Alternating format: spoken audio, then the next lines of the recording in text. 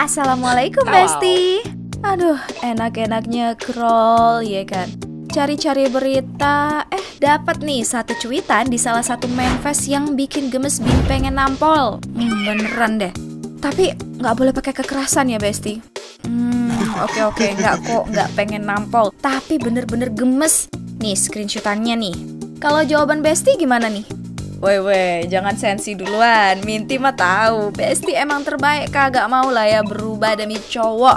Tapi tirnyiti, banyak juga ya reply yang ngeiyain alias yes untuk berubah. Kalau si cowok emang worth it itu untuk diperjuangin. Lah, wait a second, wait. Lu sehat bre?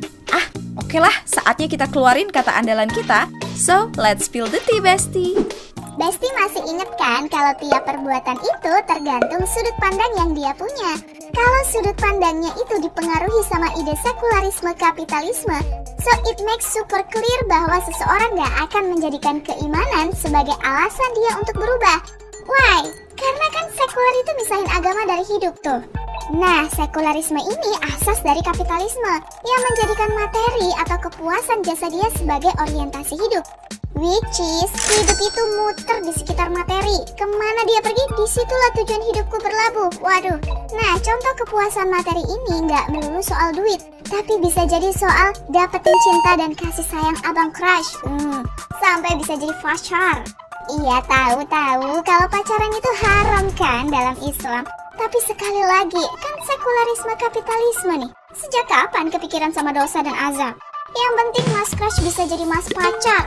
Kalau mas crush sukanya sama yang begina-beginu, ya para cewek-cewek bakalan siap ngerubah kepribadian demi dinotis si doi dan memperjuangkan doi sampai titik darah penghabisan.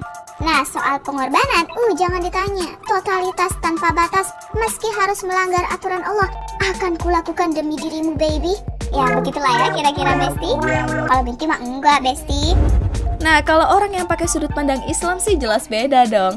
Dia akan jelas-jelas menjadikan keimanannya sebagai alasan untuk dia berubah. Kenapa kudu merubah kepribadian? Ya dalam rangka ketaatan sama Allah. Soalnya Allah kan udah jelas tuh ngasih tahu ke kita kalau tujuan hidup kita itu emang untuk ibadah. Which is ini artinya untuk taat dan patuh sama tiap aturannya Allah. Hidup itu emang orientasinya untuk ngedapetin ridho Allah, dapat pengakuan dari Allah, bukan dari mas crush. Jadi kalau pengen berubah kepribadian pun ya karena pengen jadi hambanya yang lebih taat, bertaubat dan pengen punya syakhsiah atau pola sikap yang Islam. Ditandai sama perubahan pola pikir dan pola sikap Islam yang always ingat kalau hidup itu dimintai pertanggungjawaban sama Allah. Terus always hati-hati kalau mau doing something. Kalau Allah minta kita untuk bersikap A, ya manut wae seperti kata Al-Quran surat An-Nur ayat 51. Sami'na wa ato'na. Kami mendengar, ya kami patuh. Tanpa babi bu was, totalitasnya itu diletakkan untuk ketaatan kepada Allah, bukan perjuangan lainnya apalagi buat mas crush. Tapi masalah berikutnya, Besti, orang-orang pada mau-maunya gitu ya untuk berubah demi si mas crush ini. Sebenarnya emang kedorong lingkungan gitu loh, Besti. SST sama-sama tahu lah ya kalau kita itu hidup di tengah lingkungan masyarakat yang sekuler kapitalis juga, di mana di dalamnya itu berkembang budaya permisif alias serba boleh dan liberal alias bebas, babe. Nah, masyarakatnya ya malah ngebiarin aja gitu, ngebolehin, bahkan ngedukung kita untuk melakukan hal di luar aturannya Allah. Kalaupun ada yang ngerasa berubah demi memperjuangkan mas crush itu keliru, kagak ada tuh niatan juga untuk saling ngingetin bahwa berubah itu ya untuk Allah gitu, Besti. Soalnya masyarakatnya itu individualis dan juga apatis. Jadi ya, gimana ya, suasana di negeri ini itu sangat mendukung untuk menjadi pejuang cinta buta demi mendapatkan mas crush menjadi milikku. Loh, jangan salah. Kalau dalam Islam sih nggak begitu, Besti.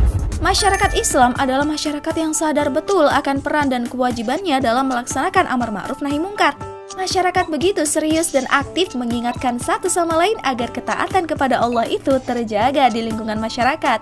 Nggak ada ceritanya permisif dan liberal, yang ada justru menjaga penerapan syariat. Kalau ada yang berbuat maksiat, diingatkan tanpa nanti. Terus satu sama lain itu saling peduli, bukannya individualis dan apatis. Dan ngingetin satu sama lain itu bukan berarti sok ngurusin hidup orang, tapi justru itu wujud cinta kita kepada sesama. Karena nggak pengen saudara, teman, dan sahabat atau tetangga kita melakukan hal-hal yang membuat Allah marah. That's a beautiful life. ada lagi nih yang bikin orang-orang not only one but two or three aja yang berpikir sekularisme kapitalisme. Tapi emang ada peran negara di sini, yakni negara yang menerapin sekularisme kapitalisme dalam mengatur kehidupan masyarakat, termasuk dalam hal pendidikan dan media. We can see kalau di pendidikan kita hari ini kurikulumnya itu sekularisme, ya kan? Gak ada tuh ngajarin kita dengan nilai-nilai Islam secara menyeluruh, apalagi ngebentuk kepribadian Islam. Yang ada malah bikin kita gagal paham dan jadi lulusan yang do not care sama aturan Allah, alias menjadi pribadi yang sekuler liberal kayak tadi. Terus ini diperparah sama media nih, yang nayangin konten-konten liberal dengan berbagai macam bentuk, seperti sinetron tentang diet demi dicintai Mas Crush, beneran ada. Atau buku-buku yang menginspirasi orang untuk jadi pejuang cinta sejati alias Mas Crush. Terus tagline-nya, wajahmu mengalihkan dunia Mas Crush. Waduh, paket komplit hidup di dalam kapitalisme ini justru membuat kita nggak kepikiran untuk taat atau berubah demi ketaatan. So, for the last but not the least, kita butuh peran negara yang nerapin Islam secara total atau kafah dalam kehidupan bernegara. Negara semacam ini disebut sebagai khilafah. Khilafah punya sistem pendidikan berbasis akidah Islam yang bisa ngebentuk seseorang memiliki kepribadian Islam, sehingga dia akan berpikir dan bersikap karena dorongan keimanan serta ketakwaan, bukan hal lainnya apalagi Mas Crush. Nah, media juga akan dikontrol oleh negara sehingga cuma nampilin konten yang berfaedah, edukatif, syarat dengan konten dakwah, dan tentunya aman dari racun-racun pemikiran merusak kayak liberalisme dan permisivisme tadi. Sehingga ya kalau dalam khilafah, suasana yang terbentuk adalah suasana ketaatan dan orang akan berlomba-lomba untuk melakukan amal solih. Jadi jelas kan sebagai seorang muslim, alasan berubah itu bukan karena Mas Crush, tapi karena kita pengen jadi hamba yang lebih baik di mata Allah. Soalnya yang bisa nyelamatin kita ya di akhirat cuma Allah, bukan Mas Crush. So, kita harus memperbaiki sudut pandang kita dengan mengkaji Islam kafah bersama kelompok dakwah Islam ideologis. Pahami agamamu, bangga berislam kafah. Wassalamualaikum warahmatullahi wabarakatuh.